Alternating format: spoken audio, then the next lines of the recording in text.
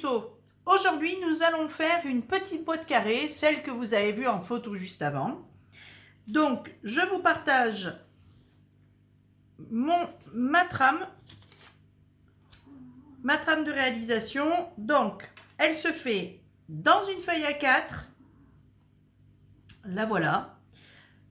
Et dedans, vous allez faire d'un côté le dessous et le dessus. Le dessous fait 20,7 par 20,7, donc 20,7 par 20,7. Le dessus, le chapeau, fait 9 par 9. C'est un carré de 9 par 9. Donc, ça rentre dans une feuille A4, mais vous pouvez aussi décider de le faire dans deux feuilles distinctes pour avoir des coloris ou des dessins ou ce que vous voulez, dépareillés ou assortis, peu importe, c'est vous qui voyez. Moi, en tout cas, je l'ai fait pour qu'elle rentre dans une feuille A4. Cette petite boîte, moi, je m'en sers, c'est pour ça qu'elle est marquée personnage Lego, c'est pour ranger les Lego de mon fils, parce que lui, il adore les Lego, mais le chat aussi, et on en a un petit peu marre de courir à la chasse des Lego dans toute la maison quand le chat décide de jouer avec. Donc la petite boîte permet de les ranger dedans, et comme ça, il n'y a pas de souci. Cette feuille-là, je l'ai scannée. Je vous la laisse à disposition par mail. Il suffit que vous me contactiez à l'adresse mail qui est en bas de la description de la vidéo, graindefolie@gmail.com. L'orthographe est donc écrite sur la description. Vous pouvez m'envoyer un petit mail en me demandant le tuto de la petite boîte personnage Lego. Je vous l'envoie en format JPEG et vous pourrez l'utiliser à votre guise et l'adapter comme bon vous semble. Donc nous allons commencer. Je vous ai dit qu'il y avait besoin de deux feuilles, une première de 20 sur 20, de 20,7 sur 20,7, une de 9 sur 9. Voilà, donc les deux.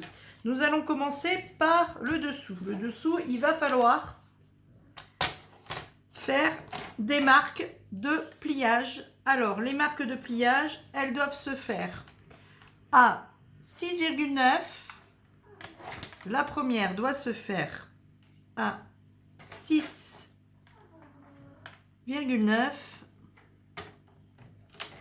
Si je mets la lame. Et la deuxième à 13,8.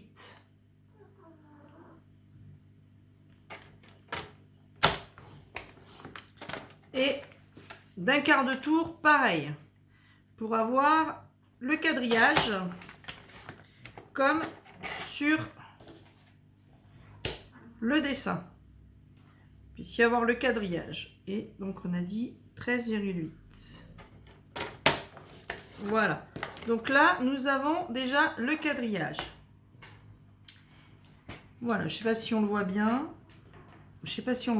On a le petit quadrillage.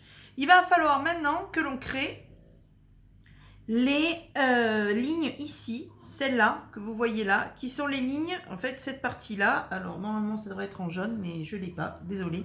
Je vais peut-être mettre là. Ce seront, ce qui est là, ça sera à coller. C'est les zones où on mettra la colle. Voilà.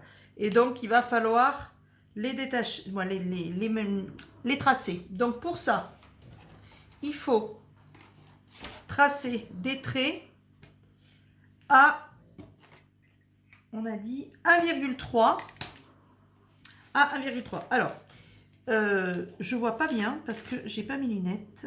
Alors, on va essayer de faire au mieux.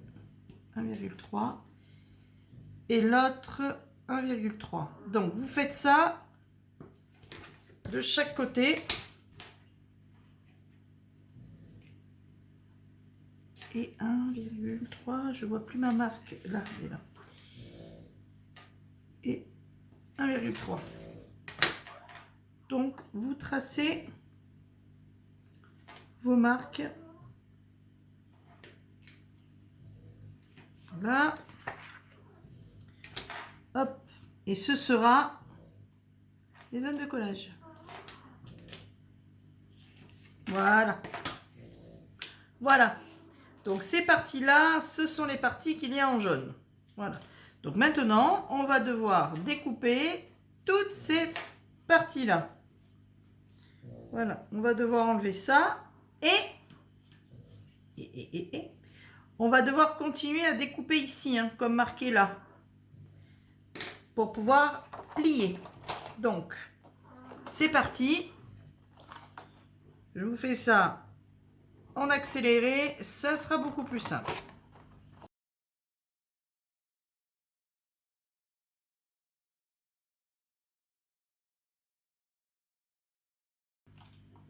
Et voilà. Donc, tout ceci est coupé. Donc, on est en fait exactement comme c'est là. Alors, voilà, hop, si je ne mets pas dans le bon sens, comme c'est là. Nous avons les traces de pliure exactement comme sur le schéma. Maintenant, nous allons le retourner parce qu'en fait ça, les plis, on va le plier dans ce sens. Donc, on va le retourner. Hein.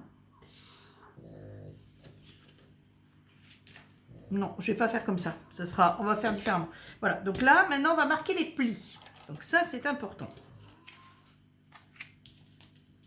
Donc, on marque tous les plis. Je vous le passe en accéléré, ça sera quand même moins chiant, moins pénible pour vous. Hein.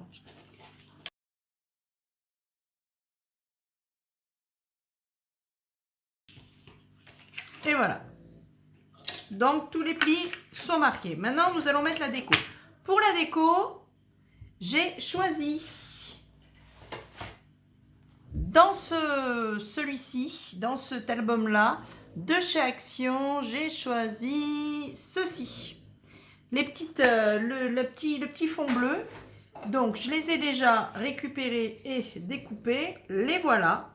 Donc, ils sont plus petits. Hein. C'est fait exprès parce que j'aime bien avoir un tour blanc.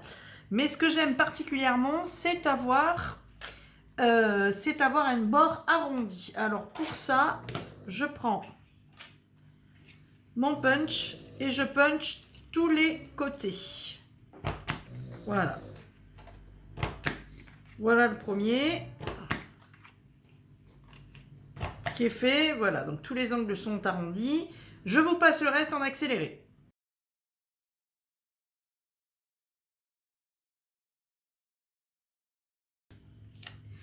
Et voilà, donc on ramasse ces petits papiers qui sont mis. Voilà mes 4 cartes. Maintenant, on va toutes les mettre, voilà, qu'elles soient toutes pareilles. Il va falloir maintenant les installer sur les 4 faces. En sachant que les faces, quand elles se referment, vous avez les parties là qui sont que les hauts. Si on veut que la déco corresponde, comme si c'était une continuité, il faut les appliquer comme ça. Voilà. Et donc, quand on les déplie, voilà ce que ça donne. D'accord? Et on fera pareil pour les 4. Donc, pour le faire, moi, j'utilise la colle liquide. Alors, j'en colle bien le premier. Je fais des aiguilles, là, les trucs au milieu. Je le positionne centré comme il me convient. Et voilà, et j'appuie bien pour chasser l'air. Voilà le premier. Je vous passe le reste en accéléré.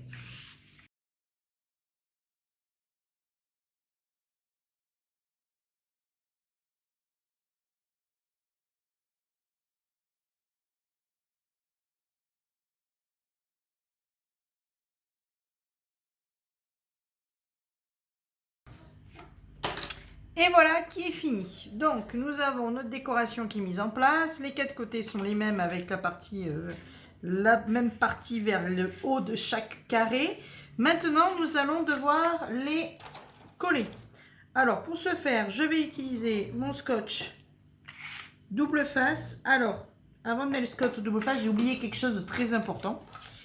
C'est de biseauter chaque petit angle de collage pour qu'il puisse ne pas se chevaucher. Donc, parce que quand on plie, en fait, les petits angles peuvent mal se mettre à l'intérieur et gêner en fait au pliage. Donc, ce qu'on fait et ce qu'on doit faire à chaque fois, et là, j'allais l'oublier, je m'en suis vite rendu compte, parce que j'ai quand même l'habitude de les écorner à chaque fois, c'est qu'on coupe un petit peu les angles. Je n'ai pas assez coupé.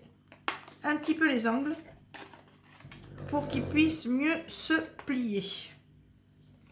Juste, voilà, on fait des petits triangles, hein, comme vous voyez là. Des petits triangles, on ne fait pas non plus une énorme découpe. Hein. Voilà.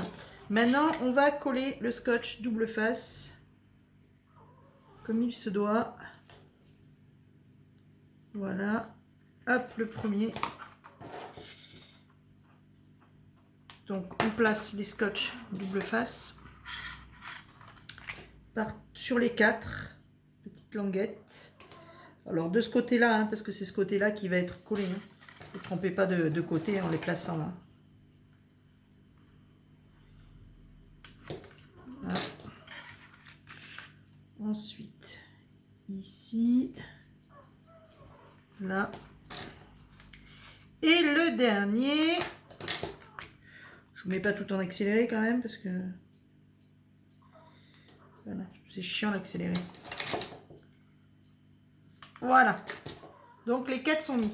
Ensuite, on va quand même bien appuyer hein, pour bien adhérer le scotch double face avec plioir ou toute autre chose. Et maintenant, nous allons les coller. Donc, alors la difficulté, même quand on a des ongles, c'est d'arriver, voilà, à enlever ça comme il faut. Donc, j'enlève les 2 premiers. Si j'arrive à enlever le deuxième, il n'y a pas vraiment l'intention de venir. Alors, on va essayer par là. Allez, voilà. Et maintenant, on va coller. Alors, attention avec le scotch double face. Une fois que c'est collé et surtout appuyé, c'est fini. Hein. On ne le décolle pas, hein, ou alors on arrache tout. C'est un peu ce qui n'est pas forcément top par rapport... Ouais, c'est le désagrément par rapport à la colle. Donc après, on appuie bien et on fait pareil sur les 2 autres. Alors là, j'utilise du scotch double face, hein, c'est ce que je vous disais. Là, je l'utilise parce que il n'y a pas de traction, il n'y a pas de poids, il n'y a pas tout ça. Voilà. Et le dernier. Donc là, on peut voilà, se permettre de l'utiliser. Il n'y a pas de poids, hein, c'est des Lego dedans. Donc, il n'y a pas. Et ensuite, on appuie les 4 côtés pour qu'ils soient bien. Voilà. Donc, la petite boîte est faite, décorée comme je le voulais, c'est-à-dire simplement, je n'ai pas besoin de plus. Je n'ai pas envie de plus, surtout. Voilà. Donc, elle est comme je voulais et ça me va très bien. Hop, voilà. On avait un petit défaut de pli qui me plaisait pas. Ça y est, voilà. Donc maintenant, on va faire le dessus. Le dessus, on va donc récupérer le carré de 9 par 9 que j'ai mis je ne sais où. Hop, le voilà. Voilà, le carré de 9 par 9. Donc ce carré, on va devoir faire des plis aussi sur les 4 côtés pour pouvoir faire le rebord hein, du petit chapeau. Donc les plis sont de 0,9.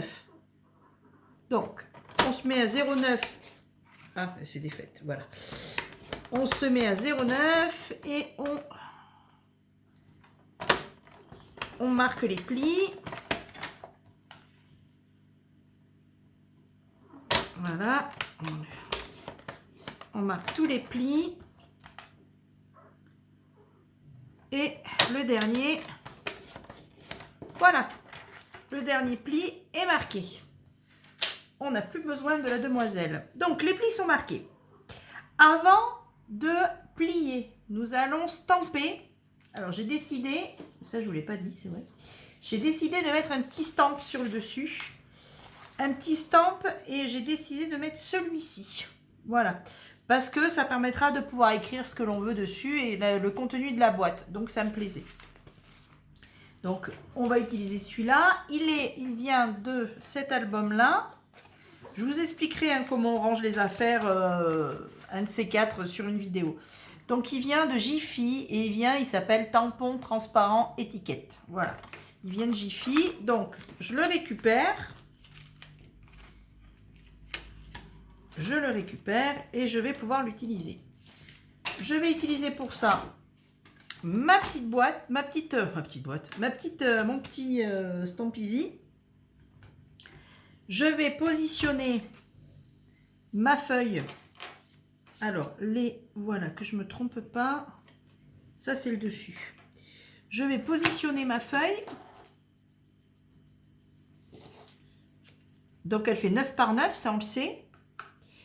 Et vous avez aussi un quadrillage de rappel. Alors, je vais laisser sur le blanc parce que sur le vert, on le verra encore moins. Il y a un quadrillage de rappel. Elle fait 9 par 9. Donc, le milieu, c'est 4,5 par 4,5. Et là, vous avez des petits carreaux. Donc, je sais que le milieu, il est à 4,5 sur 4,5. Hop. Donc, théoriquement, si je ne me trompe pas trop, le milieu devrait être là. Donc, on va essayer de le mettre comme il faut. Au milieu, alors, on a dit 4,5 par 4,5.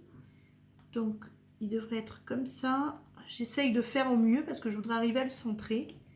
Je suis pas très... Voilà, non, je pense pas. À peine un chouille. Voilà, je pense que là, on y est. 4,5 par... eh ben non, bah si, 1, 2, 3, 4,5. Oui, on est centré, voilà. Donc, il est mis. Je pousse ça. Je prends ma memento. Hop. Je tamponne. Bien, parce qu'il y a des petits points que je voudrais qu'on les voie. Voilà. Je peux ranger ma memento. Je ferme ma boîte. J'appuie. Et voilà, c'est stampé. C'est ce que je voulais. C'est parfait, ça me plaît. C'est nickel. Donc, il faudra nettoyer donc ma petite. Alors, attendez. Hop, on va prendre ça. Voilà, on va déjà bien l'essuyer.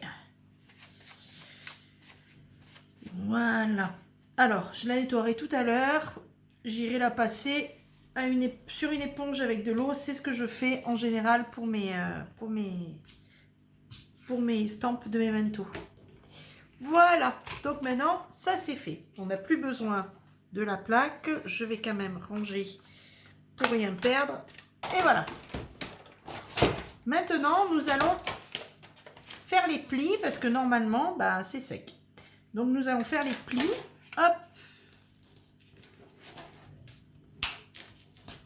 Alors, on fait là aussi les 4 côtés. En pli. On les marque bien, hein. Pas avoir peur. Parce que sinon, le chapeau, dessus, aura une drôle de tête. Maintenant que c'est fait, on va devoir couper les petits carrés qui sont apparus. Alors, comme tout à l'heure, on les coupe et on revient les couper en biais. Toujours pour les mêmes raisons. Et ben voilà. Toujours pour les mêmes raisons. Voilà, donc ça vous fait des petites encoches comme ça. Ensuite, on refait pareil de ce côté. Voilà. Hop. Et on fait ça des 4 côtés. Ah, ils te font mal.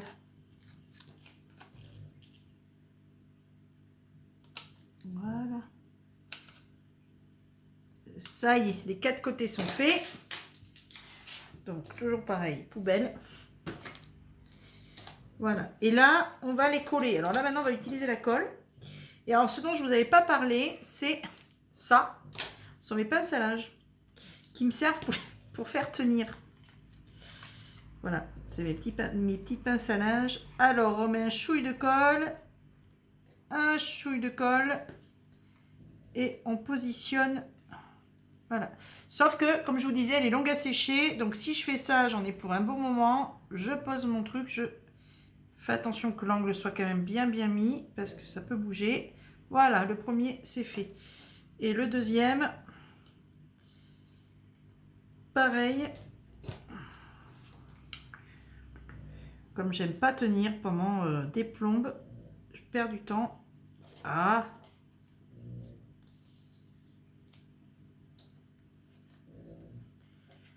Voilà. Donc, vous voyez, ça les tient bien. Donc, on va attendre un petit peu. Je les pose comme ça en général pour pouvoir mieux les tenir. Et ensuite, on va s'occuper de ces deux côtés. Alors, on va passer en... Je pense que c'est bon. Voilà, c'est bon. Donc, maintenant, on peut faire les deux autres côtés.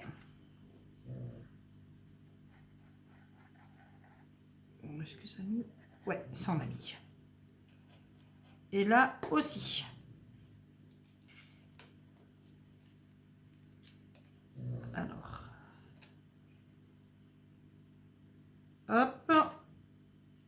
coince. Et l'autre pareil, on maintient un peu. Alors.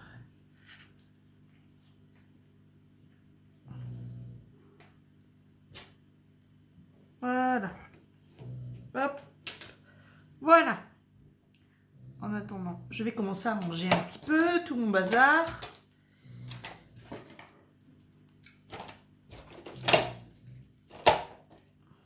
Donc, je pense que là, ça doit être sec. Hop, moment de vérité. Et voilà, c'est sec. Donc, voilà, le petit chapeau est fini. Vous avez le dessus. La boîte se ferme parfaitement. Vous avez votre petite boîte. Toute simple, toute mignonne.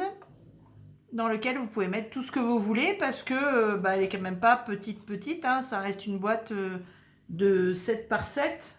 Grosso modo. Une boîte de 7 par 7, donc voilà, c'est parfait pour les Lego. On peut y rentrer plein de choses. Voilà pour ce tuto. C'est un tuto tout simple, je vous avais dit. Mais bon, ça montre déjà les premières bases en scrapbooking. Sur ce, je vous dis à bientôt et je vous fais des bisous bisous.